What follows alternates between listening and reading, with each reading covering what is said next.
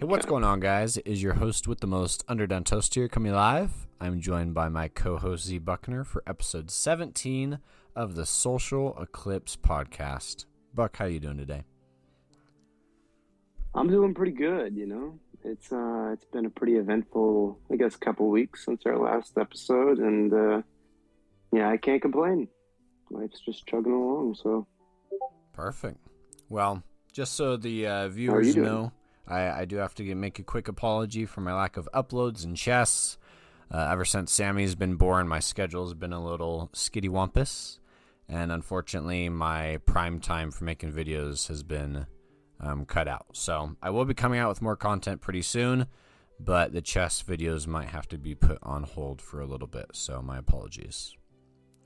And no worries. Do you want to give us a quick update on your chess journey? Sure. So you guys may have seen that I made a small little post on YouTube yesterday that I got all the way up to 1475. And again, I do apologize for not recording and keeping you guys updated. But I was really excited because 1500 has been my first major goal for as long as I can remember. Ever since starting chess, I've wanted to reach 1500 and then 2000. So I was getting really, really excited. And then I reached 1475. And unfortunately, for whatever reason, after that, I started what we call tilting in the chess community, which is basically where you lose a few in a row, and then you get in your own head, and then you start sucking. And so I got onto a major losing streak, and let's just say I'm no longer at 1475. I am quite a bit further down than that, but that's okay. I looked it up. I did some research on how to get all out of it. Chess YouTubers are just saying, like, take a break. Know that everyone goes through this. In fact, apparently it means that you are improving and you need to give your brain some time to catch up to your new memory or your new pattern recognition or something. Not really sure how it works, but it does seem like I'm going in the right direction. There's just a small setback is all. Yeah. So in this episode of the Social Eclipse Podcast, Philosophy Edition, we're going to be talking about something that's may seem a little more simple than it actually is on the surface. And that is, can humans be truly unselfish? And maybe it's a strange question to pose because we think about it and we're like, hey, I'm unselfish all the time. I know people in my life who are unselfish. Like, of course the answer is yes. I see it all the time.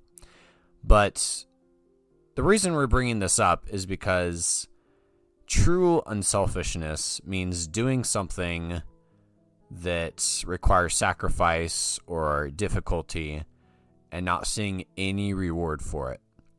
As in, it benefits someone else and it does not benefit you. That means no feel-good feelings. That means no monetary benefit. That means no strength in relationships. In my mind, it's like helping an absolute stranger and never meeting them and making a sacrifice for them. So, do we ever see that, I guess, is a big question. I think you could still get the feel-good feelings even if you help an absolute stranger. So even that, you're not even immune to that if you're doing that.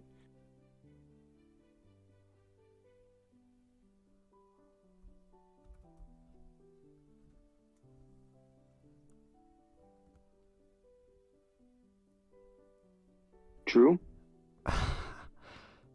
Sorry. Getting a little distracted. Is it a baby? No, baby's out of town. That's what I thought. What's going on now? I'll text it over to you. Sorry, I doubt the mic's gonna pick it up. Oh, okay. So That's okay. I'll just continue. So when I say when I say that you're That is not what I expected, but it makes total sense, man. Hey, do you want to talk about that? Because we could talk about that. I mean, I've got some stories. No. That's right. Okay. Sorry, I just got completely. Right. I did not expect that. It came out of nowhere. Okay, so Okay. when I say an absolute stranger, what I mean isn't like a homeless person on the street or someone that you walk by. What I mean is, are you willing to like give $10 to somebody completely across the world who you'll never meet in your life? Yeah, yeah. I mean, I would argue that you still get those feel good feelings that you were talking about that negates the true definition of unselfishness. I mean, let's say I don't know. There'd have to be a middleman, right? Like I just on Venmo, there's a feature that's like give $10 to a random person in a random country, and you knew literally nothing. And I was like, okay. I would argue you could still get a like, oh man, that felt good. Like I helped someone. So it's kind of hard to totally ignore that. You know, it's hard not to get some sort of feeling of I don't know if it's satisfaction or if it's I don't know. Maybe that's something encoded in us. Maybe it's something in our human DNA. Like we enjoy giving. We enjoy making someone else's life better. So I'm not sure. I'm not sure it's impossible to do that and be stoic about it. Yeah.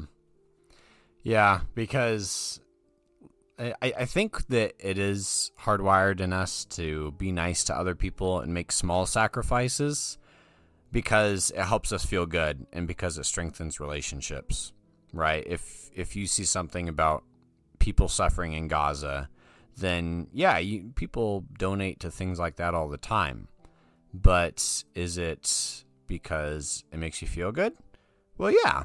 I mean, and there's nothing wrong with that. You're donating because you feel like you're helping someone, because you're trying to make the world a better place, because you're trying to be a better person. But I think that there is a eventual trade-off that is no longer in your best interest.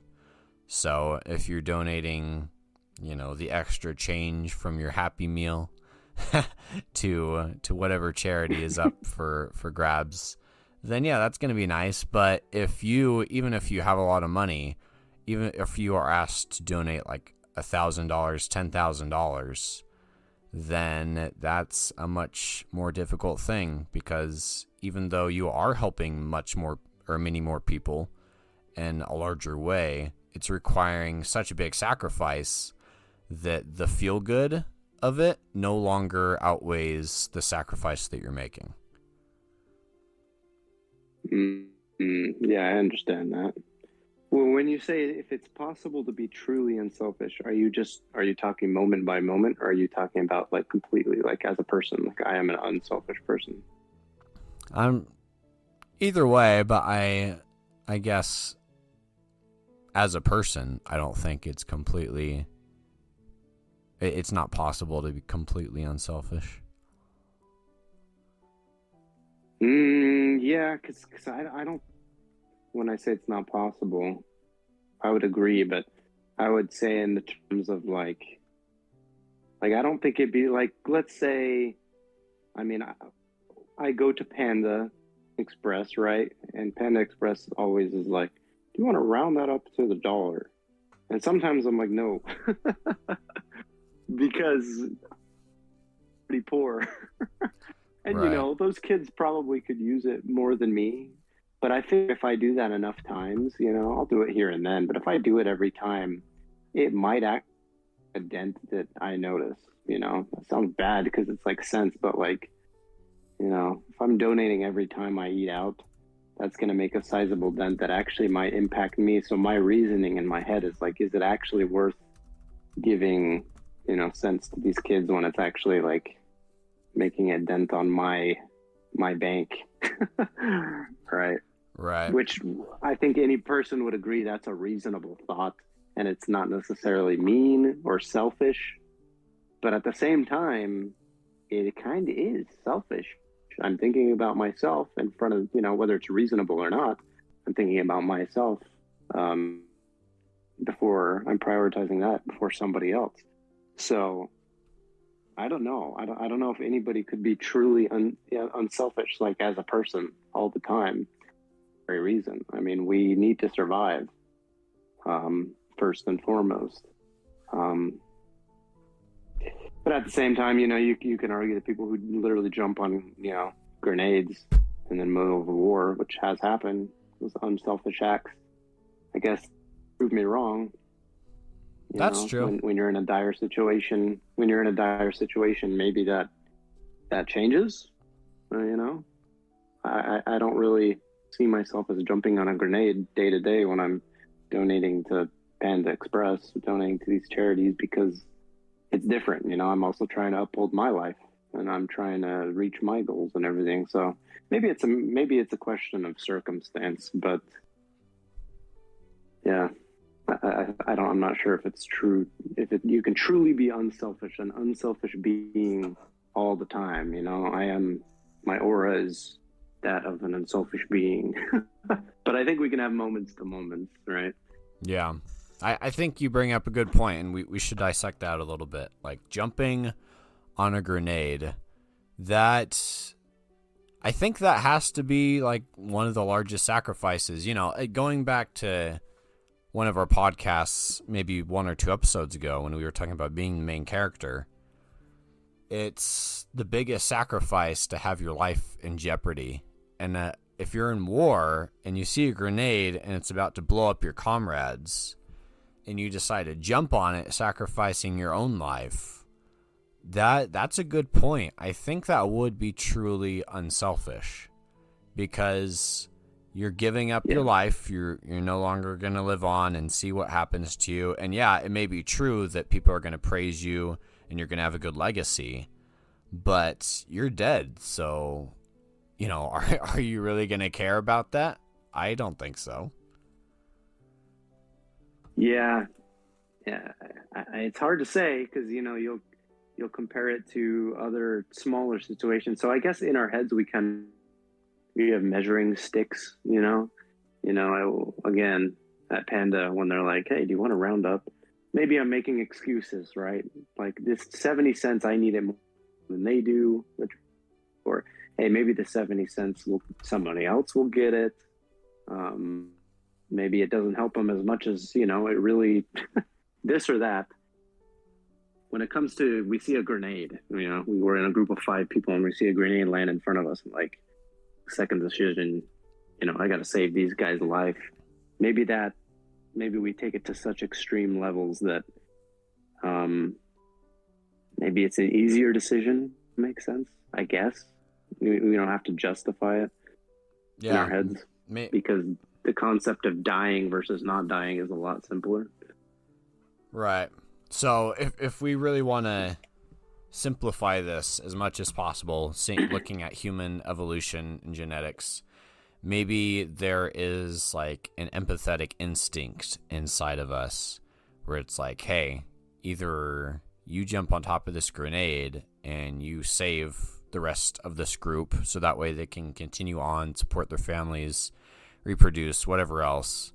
Maybe you're right. If you don't think about it too much and use like your higher cognitive function, where you're thinking, hey, this is a bad idea, I'm going to die.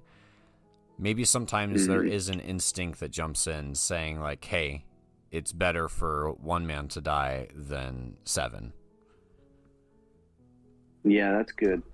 If we're going there, I think maybe the answer, I don't want to crack the code this early, and maybe I haven't, but what if it's just value? What if we can't be truly unselfish because as humans, we place value on things, the value of someone else versus me, and the value of what my decision, how it affects them versus how it affects me. And we weigh it in our heads one way or the other. And, when it comes down to it, we pick whoever's going to get the most out of it, whoever's going to get the most value out of it.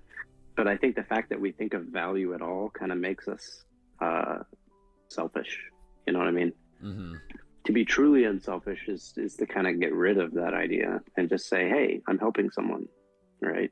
It's not really about what I'm losing or versus what they're gaining. I'm not like measuring the scales in my head. It's just I'm giving because I know it's a good thing to do. I'm not sure if we're we can do that.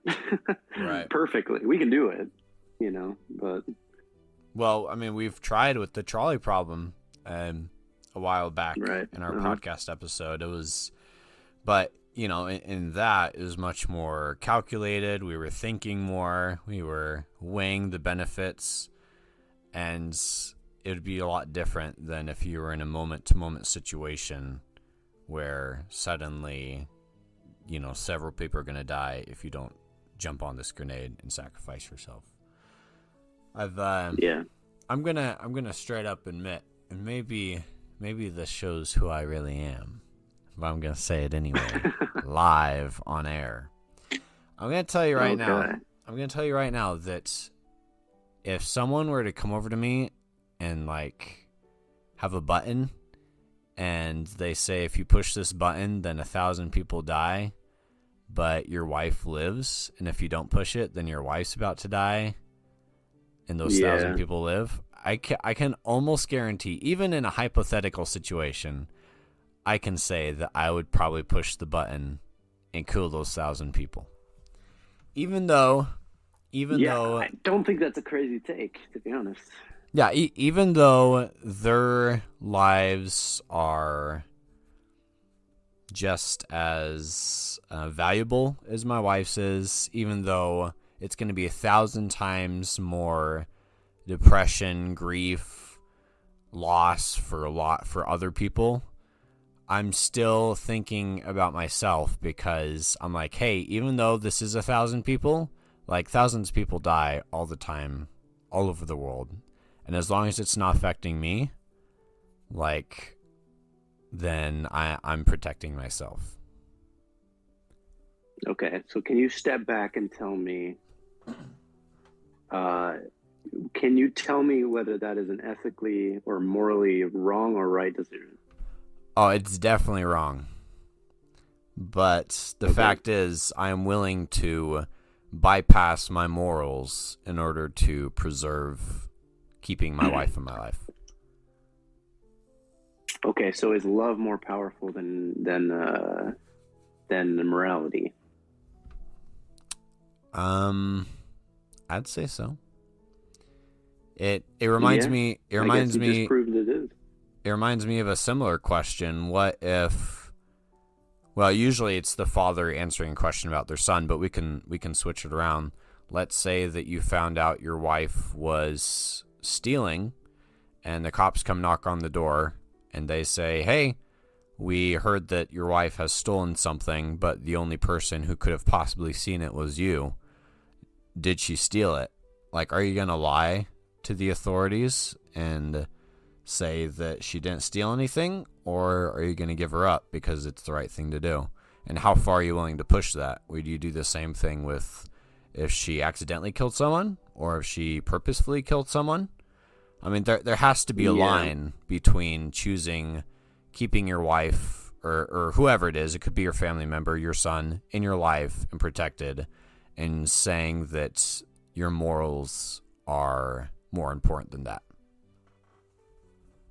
Yeah, I think you bring up a really good point. So good that I even forgot what I was going to talk about, because it's not as good. But I think that, we reference a lot of movies, a lot of TV on this show. The two that immediately come to my mind, I'm watching Breaking Bad right now, and Star Wars. So both of these movies are about people who turn evil, or what have you, and they don't really, they do justify it, but if you look at the scope of the story as a whole, you can say that these are bad people, right? They do morally wrong things. But for Anakin Skywalker, he does it to save his wife, right?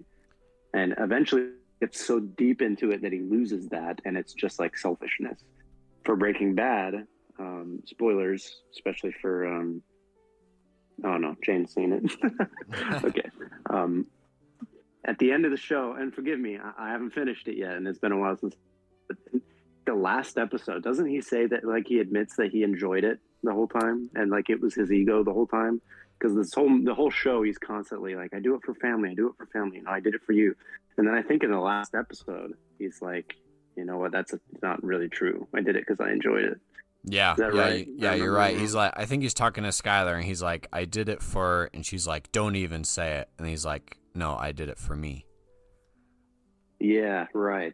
And which is really smart because I think that's very human. I think that's very realistic. I think that, for him, it's ego. I know this is fiction, but I think it's realistic because his ego even gets in front of his morality. And even his love. So I wouldn't even say, like, for us, we just kind of agreed that love is more powerful than morality. I don't even think it's just love. I think there's a lot of things that could supersede our own ethical compass or our own moral compass. I think ego could be one of those. And we could probably think of others. Yeah. It sounds terrible because someone will read a history book and be like, that guy was a terrible person. And, they probably were, but the reasons for doing it in their head kind of, the justifications, it's not always psychosis or, like mental illness. Sometimes it legitimately is like these small decisions that we make and they seem totally rational in our heads, which is kind of scary. It's a lot scary. How many decisions do we make in our lives that affect people we never see? Probably not many, but it is scary that the average person is probably willing to make a selfish decision at the expense of someone else, right? Yeah. And speaking of like TV shows and movies and things like The Walking Dead, I think that one reason that show captivates people so much is because, right now, day to day, we're willing to help a stranger, we're willing to help each other. Everyone's nice, but as soon as crap hits the fan, it almost immediately you can see that everyone becomes in more of a self-preservation mode. It's all about survival now. So day to day in our nice cozy lives, it is easy to be unselfish, at least to an extent, and help other people. But if you are put into a survival situation like our ancient ancestors were, or most animals are, then you guarantee that they're going to be selfish because it's better to be selfish and survive than unselfish and possibly die. Yeah, I would agree with that. But then you think about what we said earlier. People are willing to jump on the grenade for others. So it's not 100% guarantee that humanity is like that, right? There are circumstances that prove to the contrary. So, like, what's the deciding factor? Why will one person do it and the other person won't? Right. Yeah. That's a good question. That's why we're having this podcast, I suppose, is to dive a little deeper into that. I just finished The Witch recently. Really good movie. I love the director. I highly recommend you guys go check it out. And after watching it, I've been watching a 7-hour YouTube documentary on it, like a video essay. So it nitpicks the entire thing apart, super, super detailed. But one thing it's been focusing on a little bit is kind of similar to Anakin's story. Like the dad, it brings his family from this nice little town into the wilderness. And as the movie goes on, it's shown that it's not because he loves them, but it's because of like his ego and his pride. Because as the dangers, I won't spoil anything too big because it really is a good movie and you guys should go check it out. But as the forest that they're living in becomes more and more dangerous as time goes on, you can see that he's willing to set that aside and ignore it because he has this pride that he's doing a good job at protecting his family and supplying for his family. And the part where he gets the most angry and lashes out at his daughter is when she says, like, all you do around here is cut your wood because you don't provide for us, you don't protect us, you cast us out of the village because of your pride. And so that's another circumstance, not just Anakin, at first doing it for love, but then as time goes on, it's more so for his ego and for power. But same thing in this movie. He first claims that he's doing it to protect his family. They're leaving this town because they have religious differences.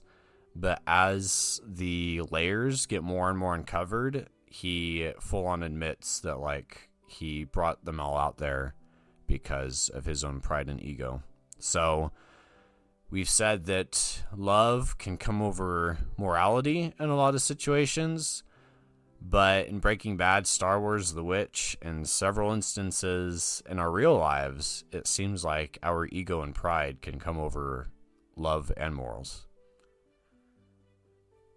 So for us to make an unselfish decision that supersedes survival, do we have to not have love and not have ego and not have, whatever? Like, all these things supersede morality. Do we have to lack those things in order to be truly unselfish? That's a good question. That's a good question.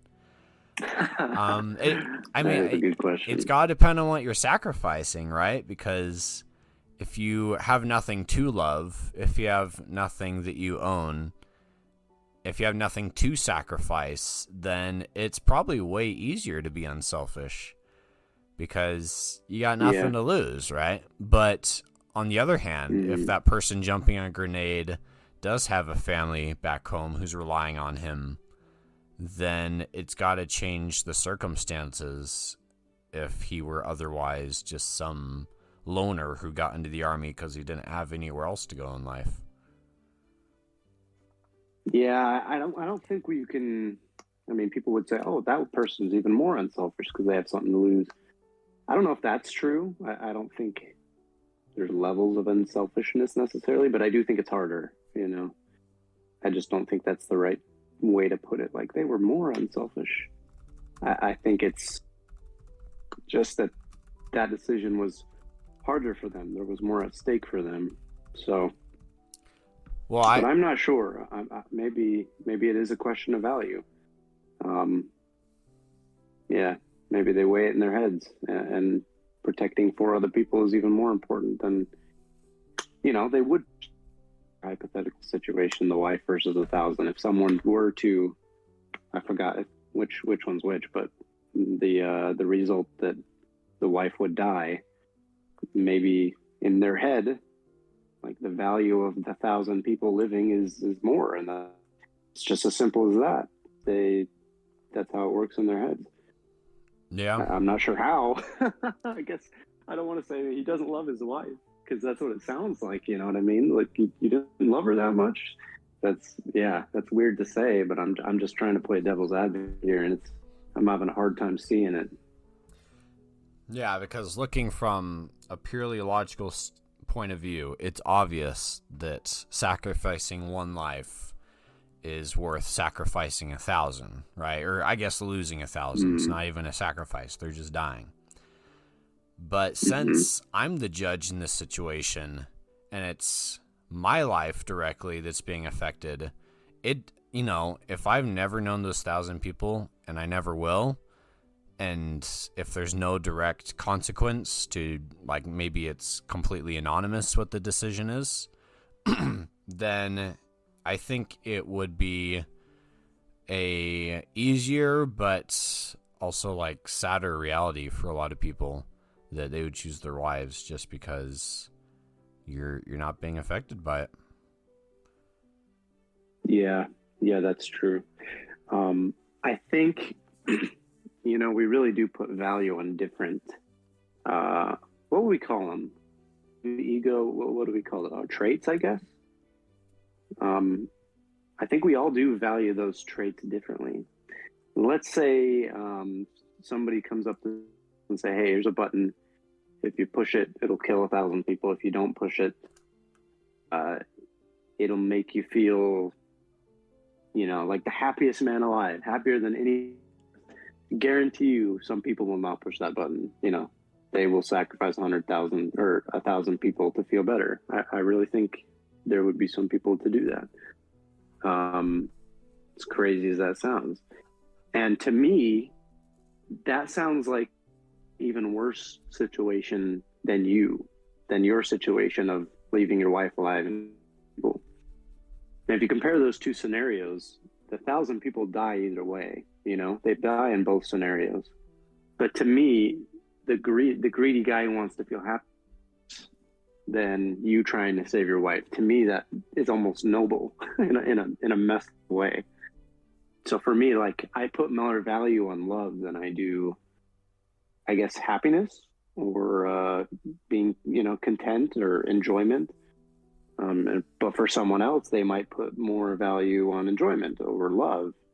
And so it really is just like we're weighing all of these things in our heads. You know what I mean? And I think it really just boils down to selfishness, because we haven't really touched on this yet. You kind of talked about it at the very beginning, but does everything kind of selfishness in a way?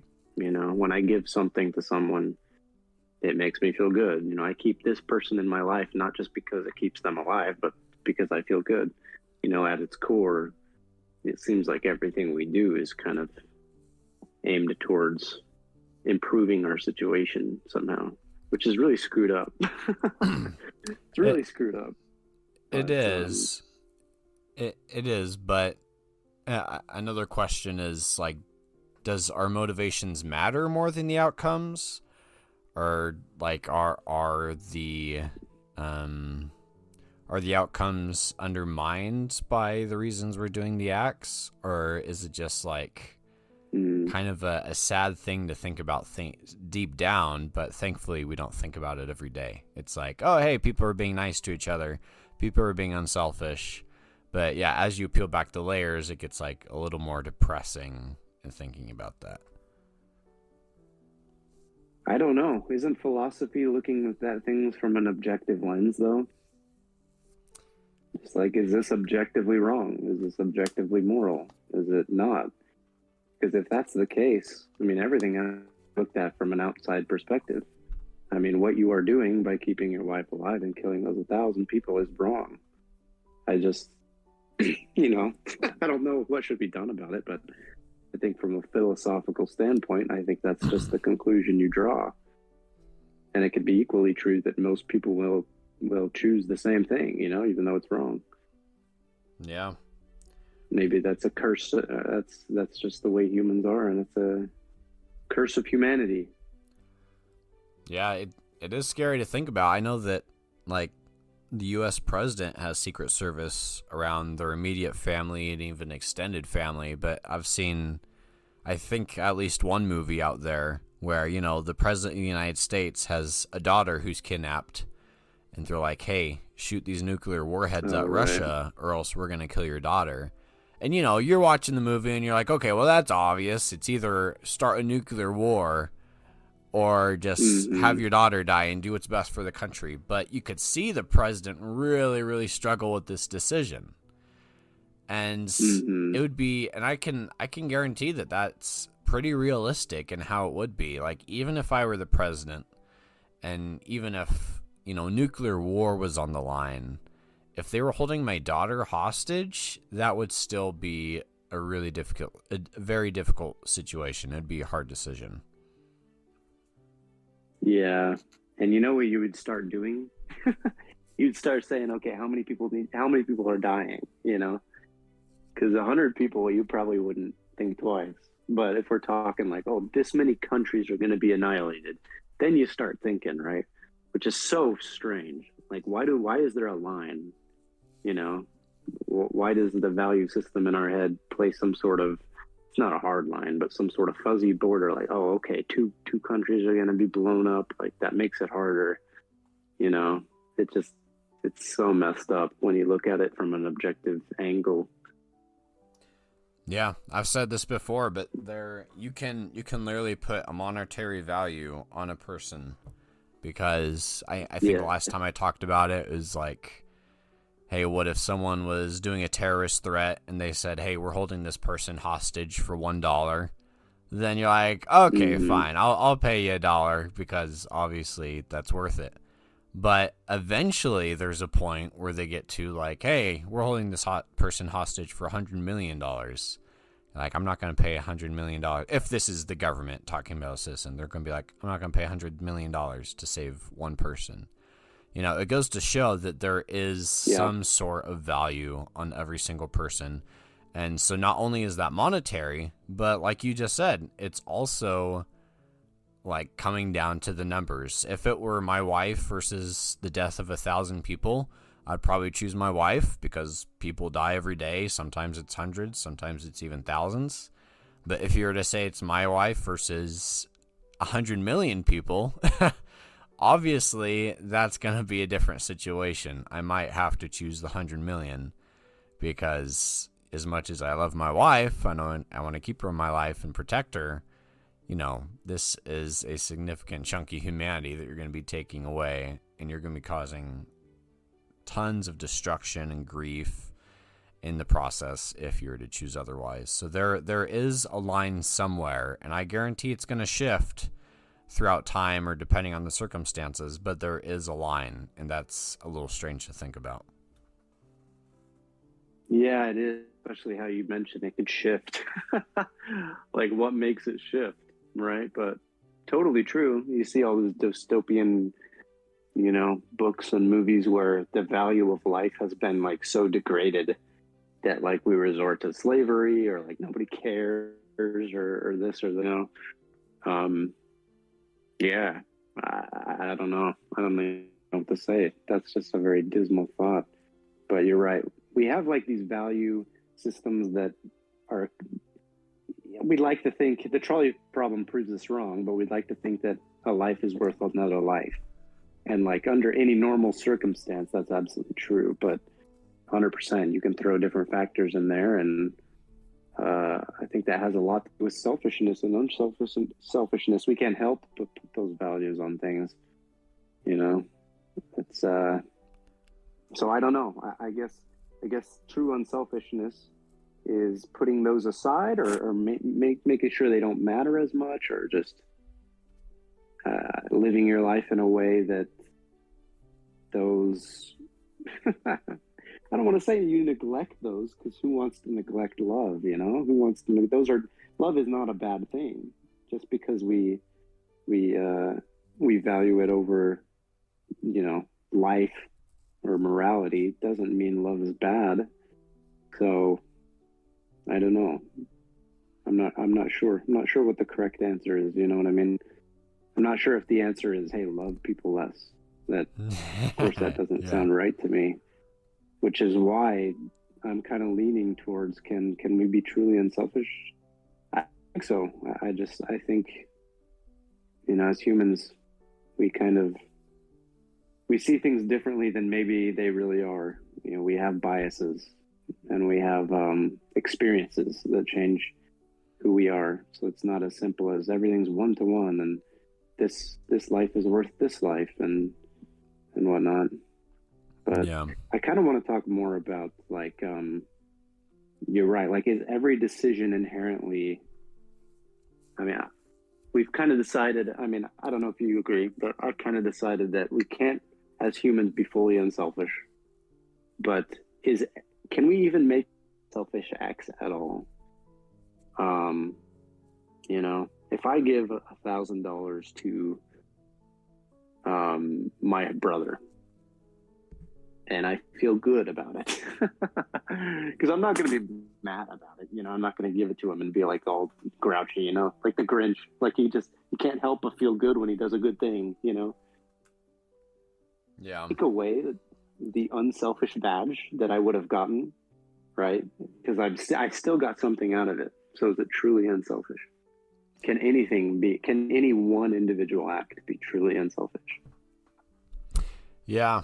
Yeah, no, that is what all boils down to, because the reason we make sacrifices is because it's a sacrifice. We're gaining something in return for giving something up. Mm-hmm.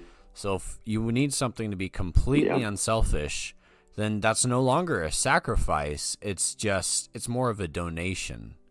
Not even a donation, because even donations in our world are giving us a sense of satisfaction of helping someone else. Yeah.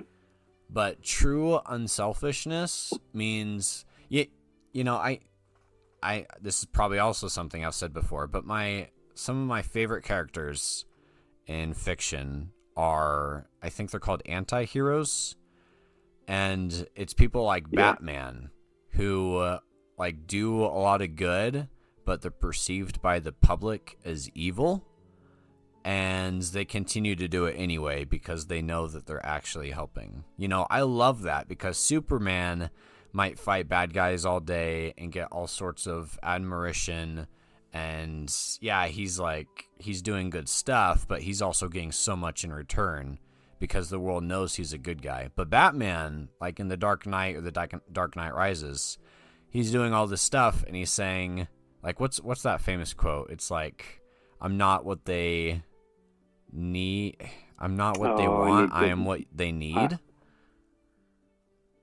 I'm not what Gotham wants me to be. I'm what the hero they deserve. Yes. Yeah. I love that quote because for me that is very close to unselfishness. It's saying, hey, even though they hate me, even though they're trying to attack me and they look at me in evil light, I know that what I'm doing is still the right thing and is helping them, and thus I'm going to continue to do it. Now, is that 100% unselfish? Doesn't get more heroic than that. Yeah, and now is that 100% unselfish? No, because he's doing it because he thinks it's the right thing to do. So he's pursuing what he thinks is right because he...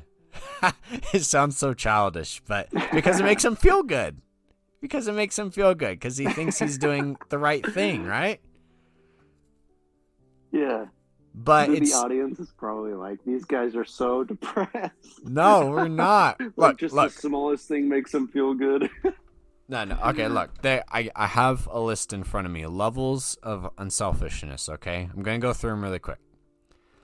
Number one. Okay, wait a minute. Can we say that, though? Can there be levels of or is it all or nothing? Absolutely. Because is it like a 50-50 thing? Or if you're sacrificing... if I'm giving money to my brother, is there a point where he gets more out of it than I do? And that's the point where it's unselfishness. You know what I mean? Is there a line there? Is that where it becomes unselfishness, where I am sacrificing more than I'm getting?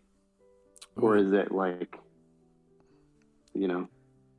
That's a good point. That probably is the simplest line when you really boil it down, is you are sacrificing more than you are receiving. I would say that is unselfish. Maybe. Okay. Yeah, go ahead. I want to hear these. Okay, so there's 6 levels. This is just from ChatGPT. But first one is you help because it benefits you directly. So you gain status, praise, convenience. Number 2 is you help because it benefits both you and the other person. So it's a win-win situation.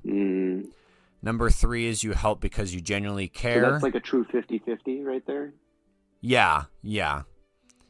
Okay. Number 3 is you help because you genuinely care, even though you also feel good doing it. So, like, real-world kindness. Number 4 is where we get to what we're talking about. You help at a personal cost, such as time, comfort, and money, without expecting anything back. And then number 5 is you act solely for another person's good despite significant risk or loss to yourself, such as saving someone at real danger to your life, like jumping on a grenade. And then number 6 is you help with no benefit, no reward, not even emotional satisfaction, a theoretical level humans may not fully reach. So I'm not sure what the difference is between 5 and 6, because if you jump on a grenade, it sounds like you're not getting any benefit, reward, or emotional satisfaction. But anyway, those are the levels it gives. Yeah, and I think it should be said that I kind of think, based on our definition we just gave, I mean, you said it starts at 3. I kind of think it starts, or no, you said it starts at 4, right? It's the last 3. Yeah. I kind of think it even starts at the third one. What was it again? You help because you genuinely care, even though you also feel good doing it. Yeah, I would argue that that's unselfish still. I mean, you're giving something away because you both feel good, but you're also giving something. So you're sacrificing more than you're receiving. If you go down a level, you're both getting the exact same out of it. I'm not sure that's unselfish. I think you have unselfish tendencies because, especially nowadays, I mean, people are so closed off that any good deed is seen as unselfish. Yeah. So maybe it's a sign of maybe the line moves.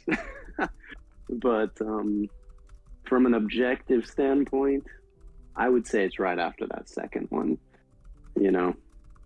But yeah, so maybe it's not possible to be truly unselfish, but there can be unselfish deeds, and that doesn't mean you have to be completely throwing yourself on a landmine.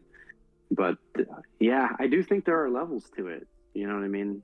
Like if a rich person gives me $1,000, that's awesome, and it is a dent into his wallet, and he's being unselfish and he's giving it to me. But like, it's like a drop in the hat for him, whereas if a poor person were to save up $1,000 and then see someone else struggling and give them 1,000, it's the same monetary value, but it's such a sacrifice.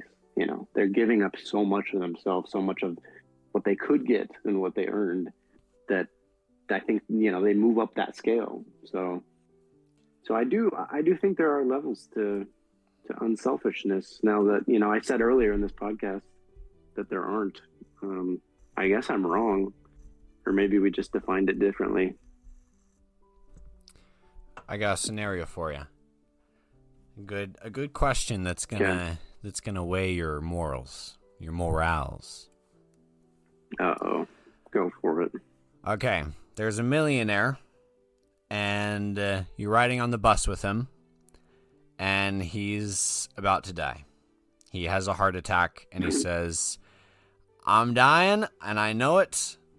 I'm going to give you..." I think we...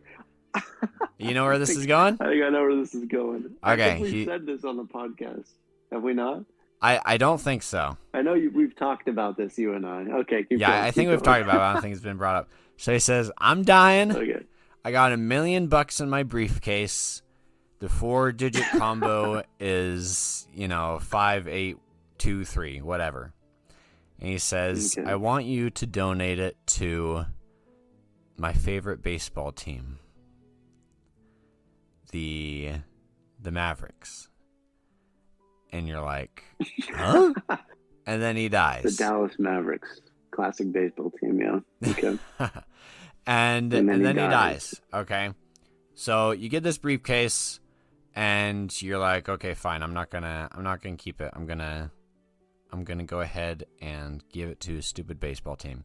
So you're on your way to his baseball team stadium to donate it, and you pass a billboard sign saying there are 1,000 kids in Africa who are starving, and they need $1 million more or else they're gonna die.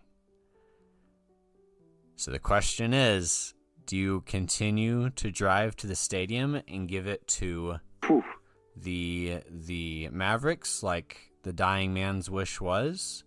Or are you going to say, "You know what, dying man, I don't care what you wanted to do with your money. I'm giving this to save lives, 2,000 children in Africa"? This was a lot easier than I thought it was going to be. I thought you were just going to ask if I was going to pocket the money. Or you could pocket the money. But, well, I mean, not that there's kids in Africa. And I also thought this is not what I thought. You also mentioned, remember there was a situation where you were going to save a dying man, and you thought that something like, are you going to save him because he has more money versus the person who doesn't, or something like that. Yeah. You know what I'm talking about? Yeah. Yeah, I thought you were going to go there. But in this situation,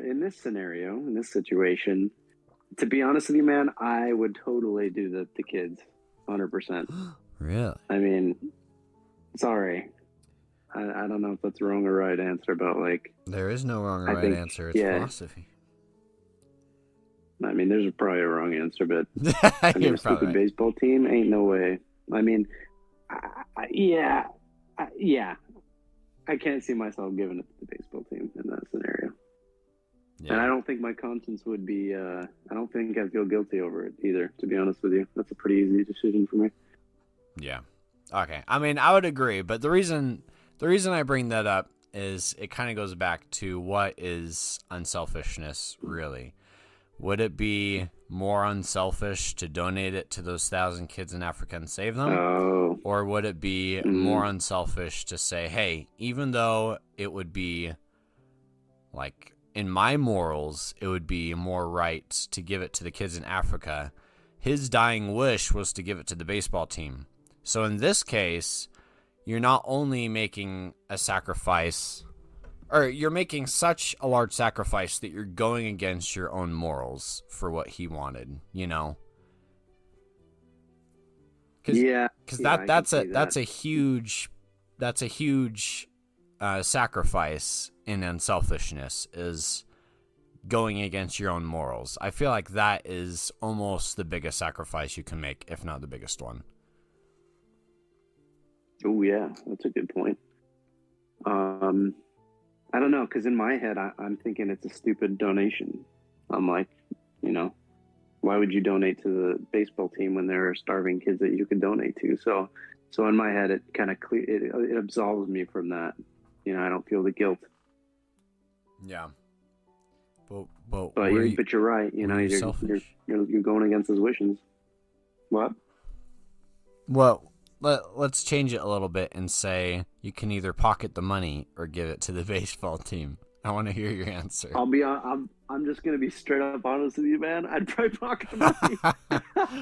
Yeah. I'll be just 100%. I'll be way transparent. I would probably pocket that money. I'm not gonna lie to you. Watch it be like one of those caught on camera TV shows, and the guy was faking it. What would you do, or whatever it's called? Yeah. Yeah. That would be pretty good. But yeah, I mean, I don't know. I have a hard time envisioning the perfect human, the unselfish man. I don't think that guy exists. I'm thinking of like the nicest people, like, I don't know, like Keanu Reeves, you know what I mean? Just for the sake of the audience. I mean, they don't know our personal like family or anything, so I'm not going to use family, but like, so let's say a celebrity that everyone loves, Keanu Reeves, this unselfish guy who's like known for being not only super nice, but he straight up like gives money to people like on set for like zero reason. You know what I mean?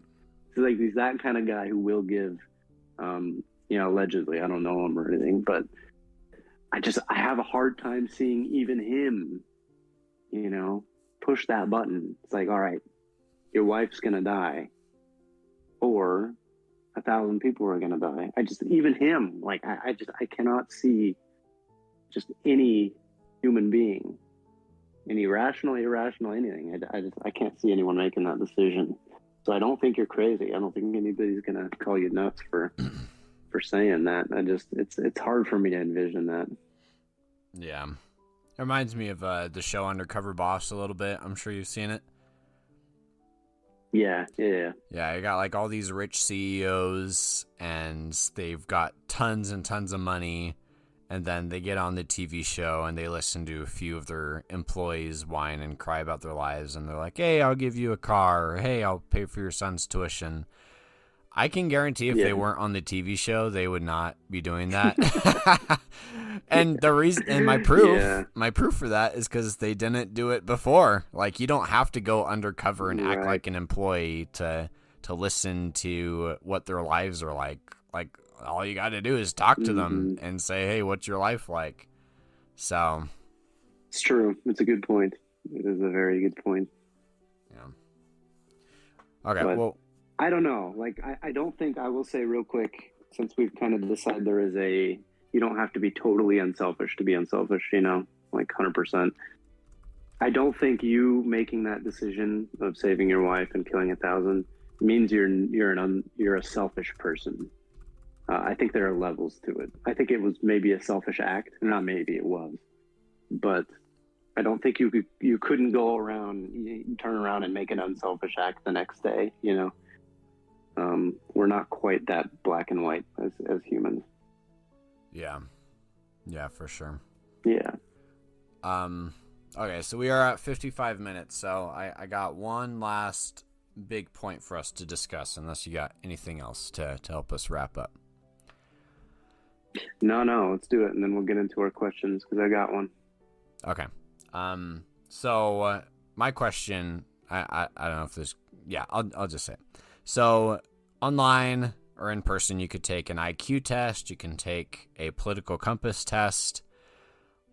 And we talked just a few minutes ago about how there is a line on how valuable a human's life is. So I guess my question is, if you were to take a questionnaire that determines how valuable of a life you think a person is, how do you think you would differ among like how wealthy you are, or cultures, or religions? Do you think there would be a very big difference, or do you think everyone would line up pretty closely? That's a great question.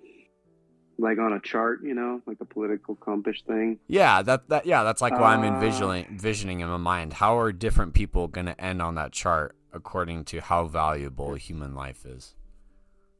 That's a really good question. I think the majority of people, regardless of, culture, wealth, anything, I think the majority of people would kind of cluster together on, this is how much I value life. This person, my wife means the most to me, and then my best friend means this, second most to me, and my family, and this. I don't think you'll find much deviation in the large portion of mankind. I do think there would be some big anomalies. That being said, I'm not sure what the variables would be. Maybe wealth. I think I've never been rich, but I tend to think the richer you get, it's possible you put less value on things like that. I could be wrong, but I'm not sure religion. I think religion would kind of be about the same. What was the other one? Culture. Maybe culture. Maybe, how you were raised. But I guess that's kind of the same as religion, is it not? Yeah, that's a very good question. I'd have to think about that. What about you? Yeah, I think that religion would play a big part in it, because for most of us, when we're considering sacrifice, it's all like temporary material goods, right? So you're like, a religious person might be thinking, hey, it's my wife's life or 1,000 people's lives, but if I choose to sacrifice my wife's, then God will reward me and I will be with her again after this life. So that might change your decision a lot more as compared to like an atheist or an agnostic who says, hey, if I lose my wife, then that's it. Like there's no afterlife, like it's just that. So I do think that would be changed by religion a little bit. And again, it's not because religious people are truly more unselfish. It's because they think, hey, God's going to reward me if I help other people, or if I make the more moral There's just decision. Additional factors. Right. So I think that would be one. Yeah, I agree with that. Yeah, and like you mentioned with being wealthy, like think about someone like Elon Musk with hundreds of billions in dollars. There's no way he looks at ordinary people the same way that we do, right? Because I don't know, I'm just thinking like, usually my excuses for not giving homeless people money is, hey, I need this money. Like even though you could use it too, like I don't have a lot of money. I need to hold on to this. I'm gonna wait until the next person behind me gives you money because they probably have more than I do. But once you get to a point where you have so much money, like there's got to be something that's stopping them from just solving a major world crisis like hunger or global warming or stopping wars even. I mean, I think you just opened a rabbit hole to another podcast episode. Yeah. That's gotta wait for another podcast where we talk about maybe equality versus equity, that sort of stuff. But I almost guarantee that the wealthy look at poor people or even just average people differently than we do. Yeah, I think you explained it much better than I did. I'll put wealth in there. I'll put religion in there. Although I don't think religion is huge anomaly. You know what I mean? I think religious people could still be in the cluster with everyone else where, like, you know, it wouldn't change the decision. You know, it's not a guarantee that if you were religious, it would change your decision one way or the other on how, you know, much value you place on whatnot. But I do think religion would have something to do with it. I think culture would have something to do with it. I think environment, not just culture, but like actual locale. You know, what's my quality of life? That kind of overlaps with wealth a little bit, but I mean, you just go on the other side of the world and people just live differently, regardless of wealth and regardless of culture. Things are just different. You know what I mean? Because of, you know, what they eat and what they think, and I guess that's culture. Yeah. But so maybe I'm wrong, but it is a great question, and I'd love to see if they could get some sort of data on that. But that's be so hard to measure something like that, you know, like that accurately. But it is a good question. You want to hear mine? Yes, please. Okay, so if we're arguing that we cannot be totally unselfish, that it's just built in us. As humanity is right now, we just can't. There are certain things that get in the way of being unselfish. What could we do to change that, or at least tip the scales a bit? How could we become more unselfish as a society? Does it have to do with education? You know, what could we do? Let's say in America, we live in America. What could we do as Americans that would, by and large, it's slow and steady, could change that? So we become more unselfish people. Do we need more religion? You know, do we need more wealth equality? Do we need better education? You know, teach people about, you know, what it means to be unselfish. You know, well, what do we do? Yeah, that's a good question. Not only what, I think the most of the podcast we've been talking about what and how, but yeah, like, what can we do to change it? That's always a huge question, because we can talk about philosophical topics all day, but if we find out something about ourselves and we don't come up with a solution on how to improve, then, like, what's the point? So yeah, now that I think about it, I'm not sure we could change it on a societal scale, like teaching it in school. It would help, but I think it's very much an individual issue, right? Like, am I selfish? Am I unselfish? I think that's something that every person has to wrestle with themselves. It's not something that's really purely learned. I think it's a decision you make within yourself. So, but that doesn't mean there's not some sort of solution or something we can do more of, you know? One thing I think makes people unselfish is just being around people. I think the more you're around people and the more you understand people and see other people's problems, I think you naturally kind of become a little bit more unselfish. So I guess that would be my quick answer. More interaction. And in the age of social media, where we're so disconnected with each other, ironically, maybe that's on a downward trend. Maybe that's one reason for that.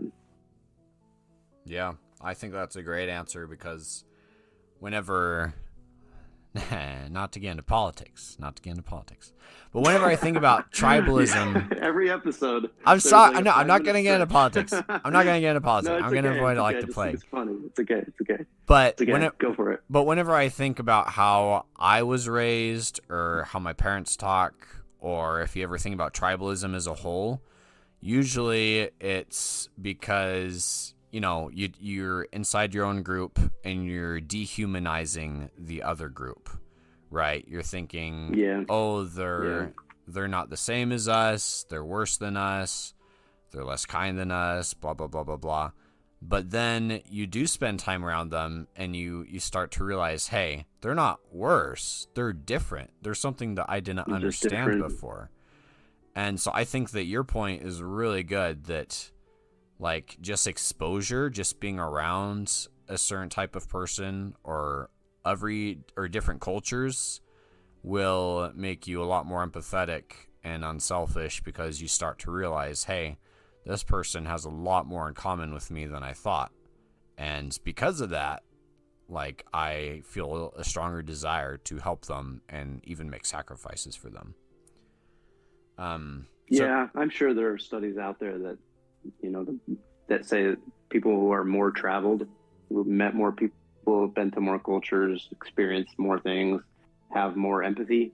Again, that's very hard to measure, but I'm sure there's some sort of studies that can prove at least a correlation in there.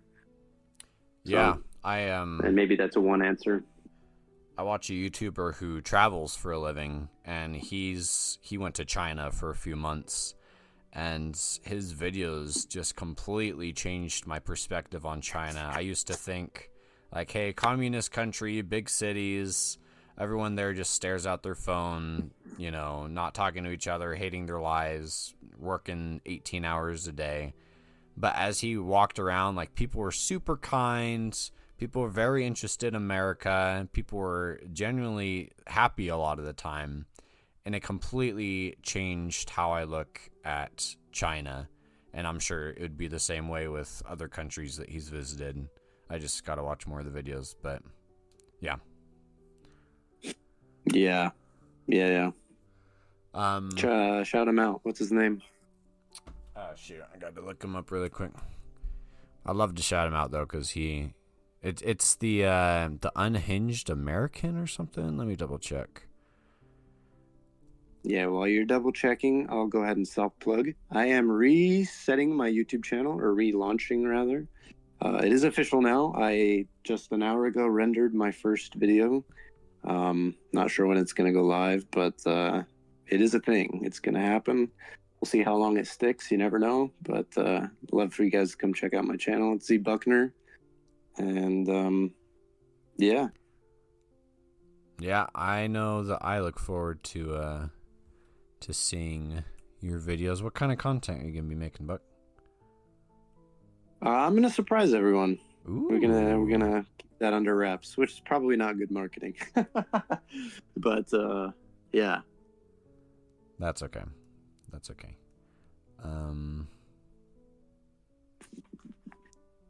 Alright, sorry. For some reason I'm having okay, here it is. It's Small Brained American. Okay. Go check out that channel if you're interested in travel, or even just like if you don't have money to travel but you want to see what the world is like and gain some exposure. He does a great job at that, so go check that out. But that's awesome. Sounds like my dream job, doing what that guy does. Yeah, he's super entertaining too. Sometimes he'll be talking to someone in Chinese, and a lot of the time he'll have subtext that translates it for you.